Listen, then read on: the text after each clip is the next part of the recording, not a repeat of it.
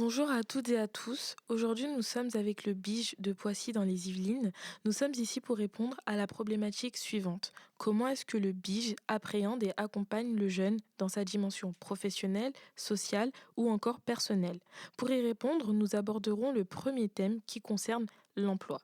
L'entrée des jeunes sur le marché du travail constitue une phase déterminante marquée par des défis et des opportunités distincts. En cas d'expérience professionnelle, les jeunes font face à des obstacles tels que le manque d'expérience. Mais leur flexibilité et leur adaptabilité offrent également des avantages pour les employeurs. Cette dynamique complexe façonne le paysage de l'emploi pour les jeunes, posant des questions essentielles sur l'apprentissage et la croissance professionnelle. Pour ce faire, nous avons un invité nommé Jean-Luc. Bonjour Jean-Luc. Bonjour à tous, je m'appelle Jean-Luc, j'ai 31 ans et j'habite à Poissy. Et je suis connu par le BIGE, ça fait 5-6 ans que je suis connu. Et j'ai fait pas mal de choses, pas mal de démarches à faire, par Pôle emploi et par le BIGE, pour les CV, l'aide de motivation à pas mal de choses. D'accord. Du coup, j'aimerais te poser quelques questions pour avoir un petit peu ton ressenti sur la recherche d'emploi. Comment décrirais-tu l'expérience de chercher un emploi au quotidien? Au quotidien, ça veut dire que de fois on peut voir des personnes, c'est-à-dire que si tu vas dans un emploi et tu peux tomber sur les personnes, c'est-à-dire que des fois tu as des responsables qui peuvent nous dire que vous n'êtes pas capable en fait. D'accord. Et quelles sont les principales difficultés auxquelles tu es confronté dans le monde professionnel? Bah, au niveau de lecture, au niveau du calcul, c'est-à-dire qu'au niveau gérer de la caisse, à pas mal de choses. Et on peut voir des problèmes si on se fait harceler par des collègues aussi. Harcèlement, D'accord. Du coup, penses-tu que les études sont forcément oui. nécessaires pour une carrière C'est-à-dire que professionnelle? oui, ça peut être fort possible parce qu'on peut voir des travails quand on n'a pas besoin de diplôme, et il y Mhm. a des travails où on a besoin de diplôme. C'est-à-dire que si on a envie de faire un projet professionnel ils ont besoin de bac+5 ou bac+6, Mhm. bah, tu as des travails, bah, ils ont pas besoin de ça.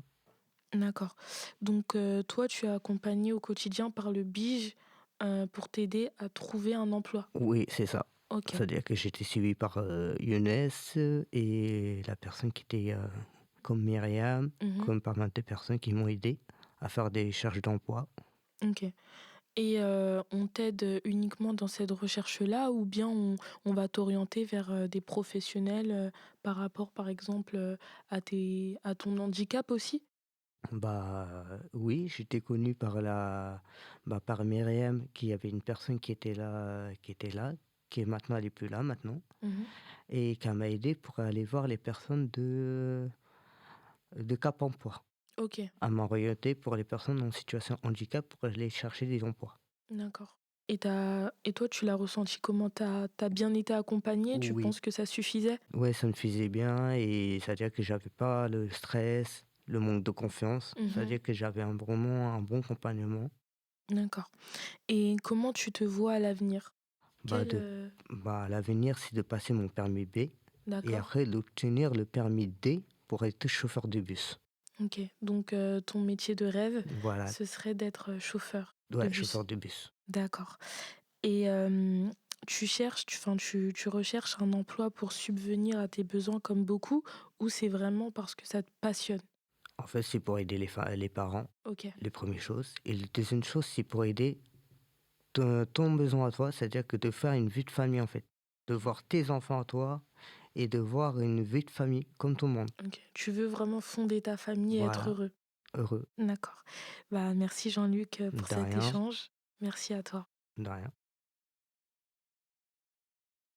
Bonjour Younes, merci d'être présent parmi nous. Bonjour Darlène, Peux-tu te présenter, brièvement s'il te plaît?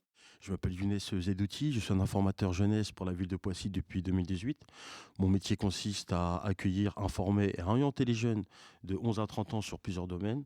Ça peut être l'emploi, la formation, le permis de conduire, le BAFA, la mobilité internationale, la santé, le logement, la vie pratique. Donc voilà, il y a pas mal de domaines où je peux intervenir et donner entre guillemets, mon expertise. D'accord. D'après ton expérience, quels sont les défis aujourd'hui auxquels les jeunes sont confrontés, dans le marché du travail? Heu, les, mmh, les raisons, elles sont nombreuses. On remarque, qu'il y a beaucoup de jeunes qui sont donc, qu'on appelle les NEET, les N2ET, qui sont donc les jeunes qui sont ni en emploi, ni en formation et ni en études et donc pour ces jeunes-là, ça va être très difficile de pouvoir, accéder à un emploi durable s'ils ne se forment pas, de manière complète sur un métier sur un métier qui est aussi, sous tension, qui peut être sous tension. Malheureusement, il y a beaucoup d'offres d'emploi qui ne sont pas pourvues à cause de ces métiers qui sont un peu en sous tension et que les jeunes ont du mal à y rentrer ou ne veulent pas y rentrer pour différentes raisons. Salaire pas très élevé, horaire de travail assez large et cetera. Donc ça peut être des freins, pour ces jeunes-là qui veulent accéder à un emploi durable. Mais sans études, sans formation, sans expérience, c'est difficile. Donc c'est pour ça que le jeune maintenant, s'il veut avoir un emploi durable, il se doit d'être bien bien formé et d'avoir de bonnes connaissances dans son domaine et aussi, le jeune de maintenant, hem, il doit se dire dans sa tête qu'il va faire, plusieurs métiers, dans sa vie.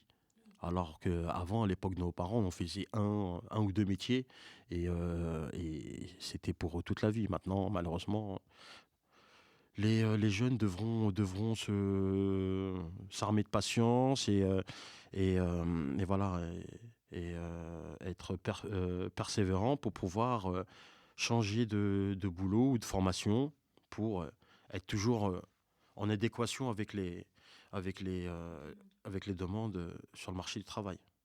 D'accord. Et comment les nouvelles technologies, influencent-elles les opportunités d'emploi pour les jeunes? Bah, aujourd'hui, maintenant, on sait que les jeunes, ils sont connectés, même trop connectés.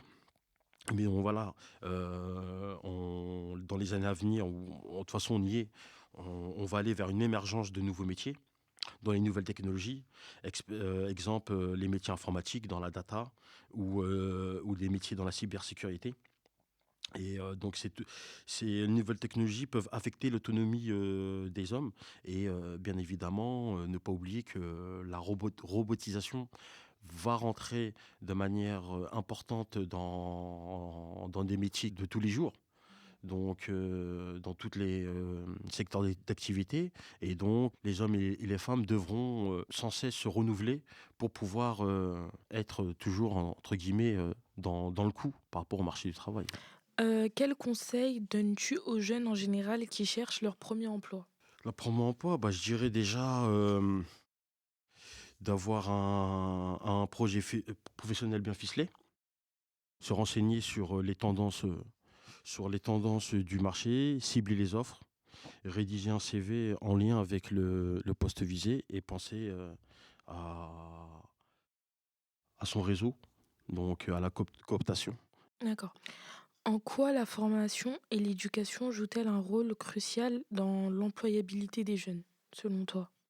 Bah, selon moi, en règle générale, plus le niveau de formation est élevé, plus les capacités d'adaptation à trouver un emploi peuvent être là. Donc, l'alternance et aussi l'apprentissage sont aussi des voies pour aussi, accéder à un emploi durable et qui permettent aussi de développer ses compétences et ses expériences professionnelles. Et enfin, comment les entreprises peuvent-elles créer un environnement de travail favorable aux jeunes? L'entreprise, de manière générale, doit repenser, la cohabitation entre la vie professionnelle et vie personnelle, excuse-moi.